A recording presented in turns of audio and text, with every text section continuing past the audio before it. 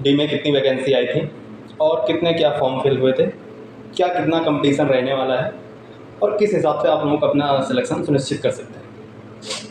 तो सबसे पहले आप सभी को बता दूं, रेलवे ग्रुप डी में आपके 32,000 कुछ पद थे, जिसके लिए फॉर्म भरे गए हुए थे 1,08,00,000। तो आप सब नंबर सुन के जान ही रहे होंगे कि इतना अच्छा खासा कंपटीशन रहने वाला है। लेकिन कोई नहीं, किसी को डरना नहीं है। आप लोग भी जानते हैं कि 1,08,00,000 में पढ़ने वाले कितने हैं और सिलेक्शन तो 32,000 ही कुछ होना है, जैसा कि आप लोगों ने देख ही लिया होगा नोटिफिकेशन में। तो आप सबको आज बताऊंगा कि कैसे क्या पढ़ाई करना चाहिए ये आखिरी की 2 मंथ में। और जो भी विद्यार्थी पढ़ाई को छोड़ चुके थे, जिनको लग रहा था कि ग्रुप डी का एग्ज़ाम अभी नहीं होगा, अब वो क्या करें, अचानक से डेट आ गई।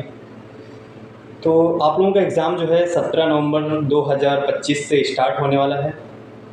जी हाँ, आप सुन पा रहे हैं, 17 नवंबर 2025 से स्टार्ट होने वाला है, जो कि अभी से देखा जाए तो ठीक ठाक समय 2 महीने है। जो भी अभ्यर्थी पढ़ाई को बंद नहीं किया है, प्रॉपर ढंग से कर रहे थे, उनके लिए बहुत ही बेस्ट ऑप्शन है। आप लोग जानते हैं कि आरआरबी ग्रुप डी में सिलेबस की बात करें तो मेनली 4 ही सब्जेक्ट होते हैं। सबसे पहले मैं बात करना चाहूँगा आपकी जीएस में आपका सिर्फ जीके होगा, जिसमें हिस्ट्री, जियोग्राफी, पॉलिटी और स्टैटिक। और उसके बाद आपको दूसरा सब्जेक्ट होगा आपका साइंस, जिसमें फिजिक्स, केमिस्ट्री, बायो होती है। तीसरा सब्जेक्ट में बात करूँ तो आपकी रीजनिंग होती है, जो तर्कशक्ति। और आपका चौथा सब्जेक्ट होता है मैथ। ओवरऑल आप लोगों का 100 नंबर का पेपर होता है, जिसमें आपको कट ऑफ पास करने के लिए लगभग 75 के अराउंड आपको मार्क्स लाने पड़ते हैं। 75 आप मार्क्स लाते हैं तो एक अच्छा खासा आपको जोन मिल जाता है मनपसंद। तो मैं आप लोगों को बताना चाहूँगा कि आप अगर इन 2 महीने में ढंग से पढ़ाई कर लेते हैं तो आपका भी नाम हो सकता है। तो चलिए आपको बताता हूँ करना क्या है। पहली चीज़, आप लोग पढ़ाई प्रॉपर कर रहे हैं, वैसे ही करना है, कुछ भी नया नहीं है। आप लोग जानते हैं कि इस एग्ज़ाम्स में सिर्फ थोड़ा मेनली जो फोकस किया जाता है वो साइंस, क्योंकि इस एग्ज़ाम में साइंस एक अच्छा लेवल होता है।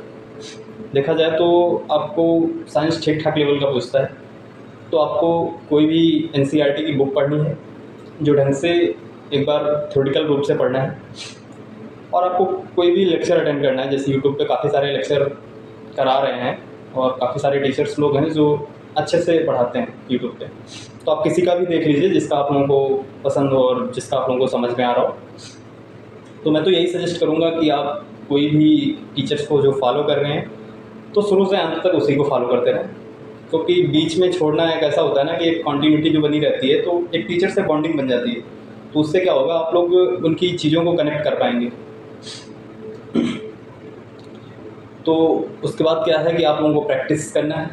आपको प्रैक्टिस सेट किसी भी पब्लिकेशन का हो, जैसे किरण का हो, या फिर आप किसी भी ऐप का यूज कर सकते हैं। जैसे कि आप लोगों ने सुना होगा टेक्स्ट बुक है, एक बहुत ही अच्छा प्लेटफॉर्म है जिस पे आप लोग टेक्स्ट बुक पे टेस्ट लगा सकते हैं। उससे आप लोग आंक पाएंगे आपकी तैयारी कैसी है। और मैं आपको बता दूं, ये आखिरी समय में आपको डेली कम से कम एटलीस्ट एक टेस्ट तो देना ही चाहिए। टेस्ट आप देते रहेंगे तो आपको एनालिसिस होगा कि आप किस हिसाब से अभी आपकी तैयारी है और ये अभी कितनी आपको तैयारी करने की ज़रूरत है। तो आपको टेस्ट एक डेली देना है और उसका डेली बेसिस पे एनालिसिस भी करना है। जो भी क्वेश्चन नहीं आ रहा है उसको नोट डाउन करिए और उसको आंसर खोजिए, फिर उसको रिवीजन भी करिए। और अगर आपका कोई भी क्वेश्चन गलत होता है तो उसको मैच कीजिए, जो भी गलत है उसका सही आंसर खोजिए और उसको याद करिए। अब इन 2 महीनों में लास्ट में कुछ ज़्यादा भी नहीं करना है कि नहीं सारा कुछ 2 महीने में कवर हो जाएगा, तो नहीं कवर हो सकता। 2 महीने में वही अभ्यर्थी कवर कर सकता है जिसने पढ़ाई को जारी रखा है और जो प्रॉपर ढंग से पढ़ रहे हैं। जिन्होंने क्विट कर दिया था उनके लिए थोड़े चैलेंजेस आएंगे, लेकिन मैं भी ये भी कहना चाहूँगा कि आप लोगों को हार नहीं मानना है। आप 2 महीने में बहुत कुछ कर सकते हैं। 2 महीने बोले तो 60 दिन। 60 दिन में आपका कोई स्कूल तो है नहीं, आपको छुट्टी चाहिए या कोई ऐसा, आपको प्रॉपर 60 दिन मिल रहे हैं। उसमें क्या करना है कि 60 दिन को 120 दिन भी बना सकते हैं, वो आप पे डिपेंड है। हर किसी की एनर्जी को आप नहीं समझ सकते। तो मैं यही कहूँगा कि आप लोग ये बेहतर मौका जाने मत दें हाथ से, क्योंकि आप लोग जानते ही हैं पिछले 5 साल में इस बार ग्रुप डी की वैकेंसी आई है। आगे आने वाले समय में कब आएगी किसी को नहीं पता है। तो यही मैं कहना चाहूँगा कि आप लोग इसी वैकेंसी में अपना सिलेक्शन सुनिश्चित कर लें, जो कि एक अच्छा लेवल है, एक सेंट्रल लेवल की जॉब है। ठीक है, मतलब इतना अच्छा भी नहीं कह सकते हो, लेकिन ठीक है, जो एक मिडिल क्लास फैमिली को चाहिए, ठीक है मतलब। और उसके बाद आप सेटल भी हो सकते हैं, ऐसा नहीं है। इसमें आपको पढ़ाई करने का भी मौका मिलता है। आप जब तक आपका ड्रीम जैसे कोई भी है, तो अपन देखो हर किसी ऐसा है कि इस ग्रुप डी में हर किसी ने फॉर्म भरा है, वो चाहे एसएससी का हो, चाहे यूपीएससी का हो, चाहे वो यूपीएसआई का हो, किसी ने भी नहीं छोड़ा है। लेकिन कोई भी इसके बारे में जिक्र नहीं करता है, क्योंकि आप लोगों को पता है कि इसका थोड़ा लेवल कम है, इसलिए लोग उसको कम आते हैं। लेकिन पेपर अच्छा खासा आता है, इसमें नो डाउट। और कंपटीशन भी बहुत अच्छा होने वाला है, क्योंकि आवेदन की संख्या जो आप लोग सुना है 1,08,00,000 मायने रखता है। तो ये वीडियो यहीं तक रहेगा। इस वीडियो को ज़्यादा से ज़्यादा शेयर करें और लाइक करें, कमेंट करें, चैनल को सब्सक्राइब करें और ज़्यादा से ज़्यादा सपोर्ट करें दोस्तों। जय हिंद।